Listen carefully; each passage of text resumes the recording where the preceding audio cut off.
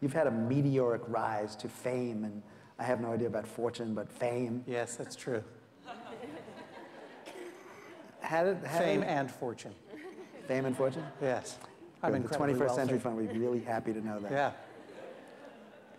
How did it happen? I own this whole suit that I'm wearing right now. All 3 pieces. Normally I would have rented a vest, but now I can afford to. That's great. Oh, I'm sorry, did you have a question? I'm very grateful that you actually took my request seriously and filled these pictures with gin. That surprised me. I was just joking about that. Yeah. John, please, this is being filmed, and there are young people here who go to high school. For Brookline Access Television. Right. I'm a member of their board, by the way. So, okay. By saying that, I fulfilled my duties as a member of the board. Now it's done. So how did you get to this moment in your life where you could actually own 3 parts of the suit? Three parts. I might even get a 4-piece suit if I can figure out what the 4th piece would be. Did you rent the socks?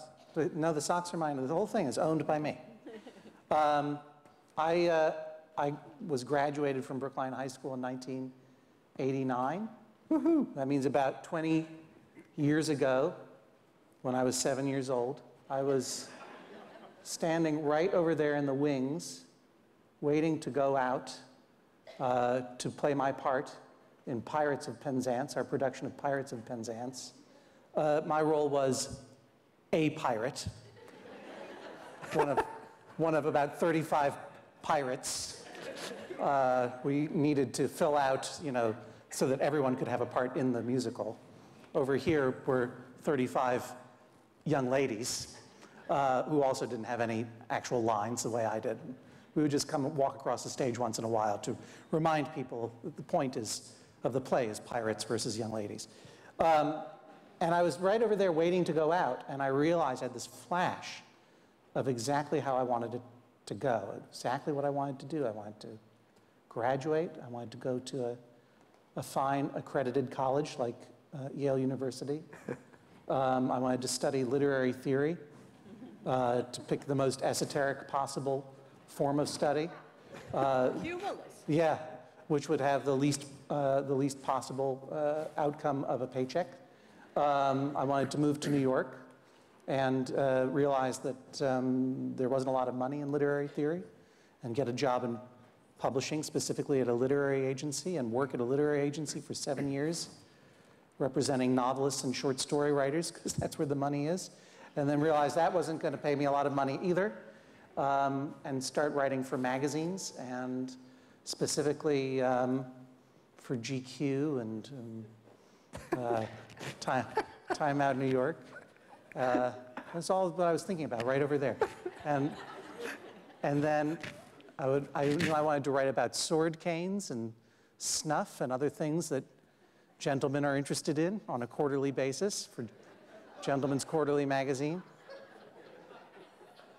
I knew that I wanted to write also for an invention that hadn't come around yet called the internet, specifically a website called McSweeney's.net, associated with a literary journal that combined serious reportage and actual fiction, serious fiction writing and humor in kind of a mix that no one had ever seen before, and realized that that's the voice that I wanted to write in. And then so quit magazine writing to write a book of fake trivia, which would then become a number 15 bestseller on the New York Times Advice, How-To, and Miscellaneous list, the best.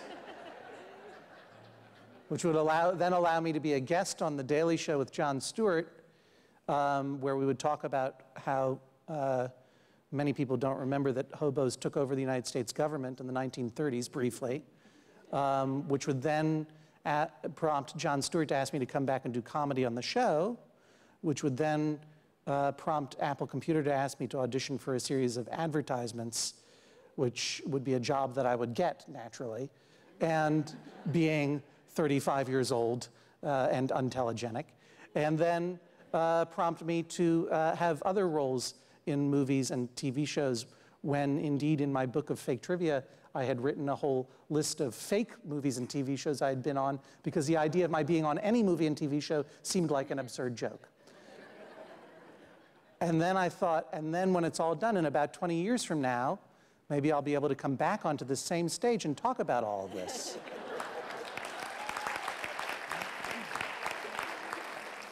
I'm not like you. There's no improvisation. I had it all mapped out. I knew exactly what was going to happen because really it was the only plausible way it could happen. What a visionary. What a prophet. Wait, Accurate. now you Both live of in those Brooklyn, statements. right? Brooklyn. Brooklyn, Brooklyn. right. Not, yes. Where, this is Brookline? This is Brookline. I wanted to live in a place that sounded like Brookline. Yeah. I could move to Brookline, Massachusetts, back to Brookline, Massachusetts.